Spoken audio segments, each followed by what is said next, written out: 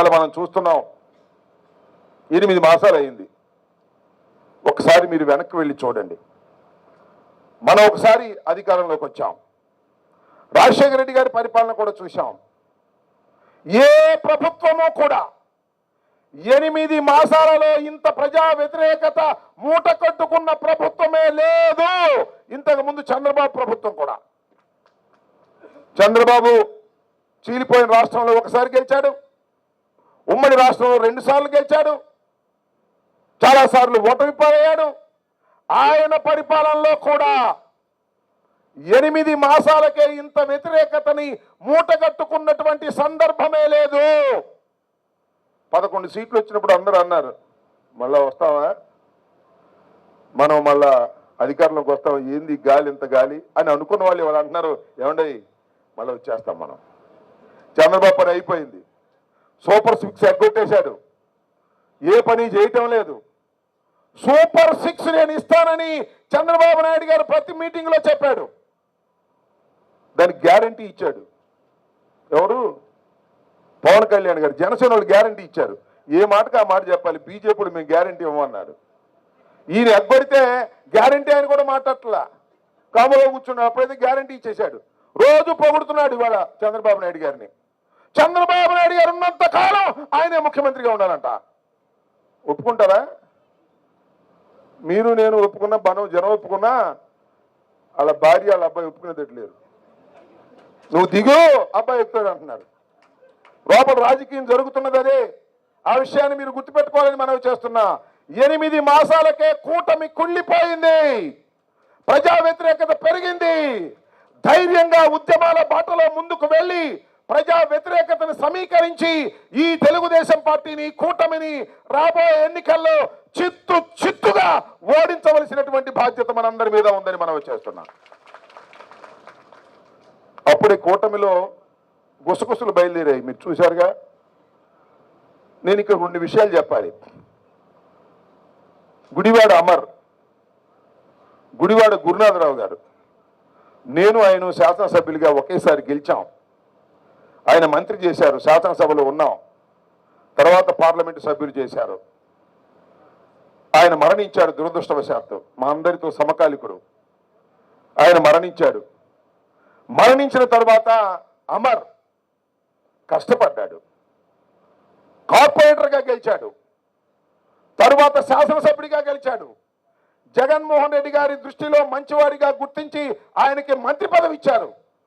దినదిన ప్రవర్ధమానంగా పెరిగినటువంటి వ్యక్తి గుడివాడ అమర్నాథ్. ఎందుకు చెప్తున్నానంటే, గుడివాడ అమర్నాథ్ అంటే కోడిగుడ్డ అంటున్నాడు. ఎవరు? లోకేష్ మొన్న అంటున్నాడు, అయ్యా లోకేష్, గుడివాడ అమర్నాథ్ కోడిగుడ్డ అంటున్నావు, నువ్వు పెద్ద పప్పు శుద్ధ అని కూడా చెప్పా. నేను మనవి చేస్తున్నా, చంద్రబాబు నాయుడు గారిని చూసి ఆయన గౌరవిస్తున్నారు, అంతేనా కాదా? చంద్రబాబు నాయుడు గారు అట్లా తప్పుకుంటే ఏముంటుంది? ఏముండదు. ఎందుకని ఈయన్ని గౌరవిస్తున్నారు? నువ్వు చెవులో పెడతావు, ఏదో చెవులో చెప్పి పని చేయించుతావు అని.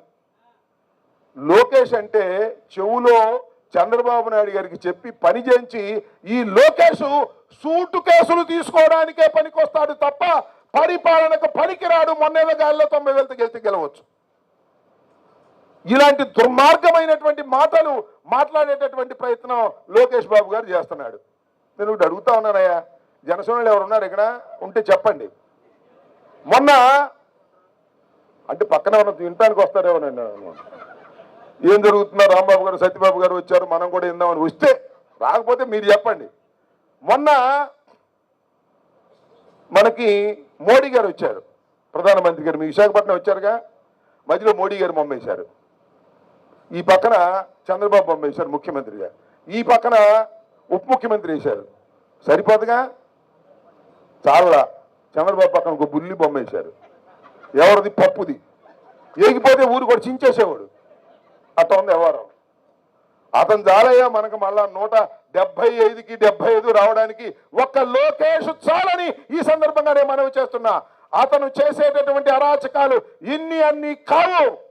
ఇవాళ మొత్తం ట్రాన్స్ఫర్లు, డబ్బులు కలెక్షన్లు టోటల్గా లోకేష్ బాబు గారి నాయకత్వంలో జరుగుతున్నాయి. ఎంతెంత సీనియర్స్ అండి వీళ్ళు, దుంపదేగా. మేము ఎమ్మెల్యేలు కాకముందు కూడా మంత్రులు చేసిన ఉన్నారు ఇవాళ తెలుగుదేశంలో, గెలిచారు పాపం. కానీ లోకేష్ని మెప్పించలేకపోతున్నారంట, అందువల్ల వాళ్ళకి మంత్రులు లేవు, తిరుగుతున్నారు బయట. జూనియర్లు అందరూ మంత్రులు అయిపోయారు. లోకేష్కి వెళ్ళి దండం పెట్టడం వల్ల మంత్రి దండం పెట్టకపోతే తీసేయి అని చెప్తున్నారు. ఇది పరిపాలన.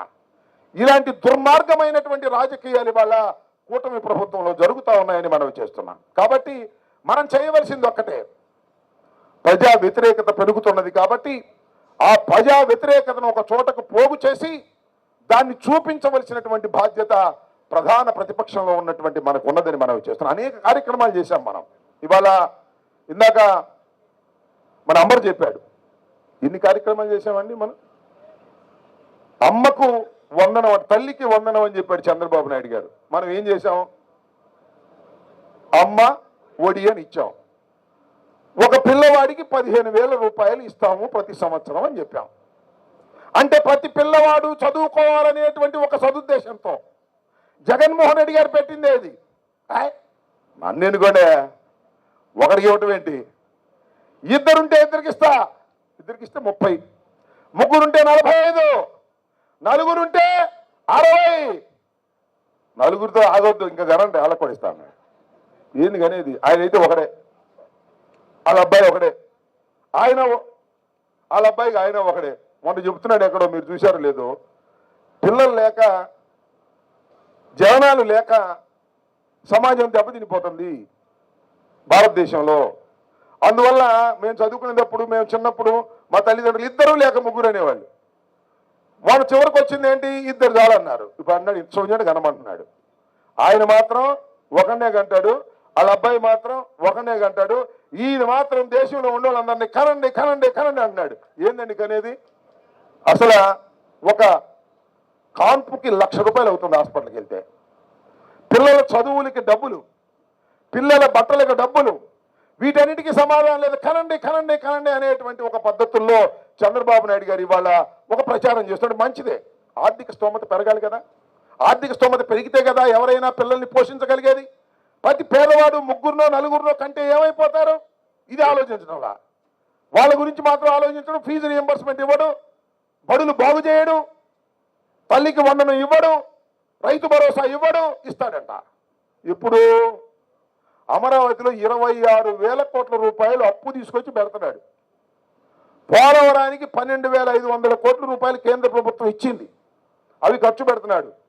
పోలవరం పూర్తవ్వాలంట, కాలువలు పారాలంట, పంటలు బాగా పండాలంట, ఆదాయం బాగా పెరగాలంట, అప్పుడు బాగా సంపద సృష్టించబడుతుందట. అలాగే ఏడీబీ బ్యాంకు నుంచి 15,000 కోట్ల రూపాయలు, ఉట్కా నుంచి 11,000 కోట్ల రూపాయలు, వరల్డ్ బ్యాంకుల నుంచి మొత్తం 26,000 కోట్ల రూపాయలు తీసుకొచ్చి అమరావతిలో బ్రహ్మాండమైన అభివృద్ధి చేసి అమరావతిని వైజాగ్ కన్నా, హైదరాబాద్ కన్నా, బెంగళూరు కన్నా పెద్ద టౌన్గా చిత్రీకరించి పనిచేసి ఆదాయం వచ్చిన తర్వాత అప్పుడు ఆదాయంతో ఇస్తాంటి అన్ని. అప్పుడు దాకా ఉంటామా సస్తామా నాకు అర్థం కాల. ఇది చంద్రబాబు నాయుడు గారు చెప్పేటటువంటి లాజిక్, చంద్రబాబు నాయుడు గారు చెప్పేటటువంటి ఆర్గ్యుమెంట్ ఎంతవరకు సమంజసమో ఆలోచన చేయమని ఈ సందర్భంగా నేను మనవి చేస్తున్నాను.